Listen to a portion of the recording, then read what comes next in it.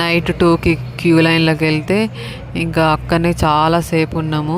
Tickets అయితే ఏ టైంకి ఇవ్వడం స్టార్ట్ చేస్తారో గిన తెలీదు, కానీ ఇవ్వడం స్టార్ట్ చేయగానే ఇంకా వెంటనే మాకు రావాలని అయితే మేము తొందరగా అక్కడనే నిల్చున్నాము. ఇక టికెట్స్ అయితే 5కి ఇచ్చారు. ఇవ్వగానే ఇంకా లేట్ ఎందుకు చేస్తాము, పైకి వెళ్తున్నాము. ఇక్కడైతే లగేజ్ మొత్తం చెక్ చేసి పైకి పంపారు. పైన వ్యూ అయితే మంచిగా ఉంది, ఆ కొండలు అయితే మంచిగా కనిపిస్తున్నాయి. మా ఆయన ఆకర్షణ ఏమో మంచిగా పడుకున్నారు. నాకు గిన నిద్ర వస్తుంది, కానీ బయట వ్యూ చూద్దాము, ఊరికే చూస్తామా అని చెప్పి చూస్తున్నాను. ఇదిగో ఇక్కడ మా తమ్ముడు వచ్చేసిండు. అదేంది మేమే వచ్చినాం కదా అంటే, మా తమ్ముడు మాకంటే ముందే తిరుపతికి అయితే వచ్చిండు. ఇంకా లేట్ దర్శనం అవ్వడం వల్ల అనుకోకుండా మేము వచ్చే వరకు ఉన్నాడు. ఇట్లా కలిసేసాము మేము. ఇంకా తర్వాత గుండ్లు అయితే చేయించుకున్నారు మా వాళ్ళు. ఎవరెవరు చేయించుకున్నారో చూసేయండి.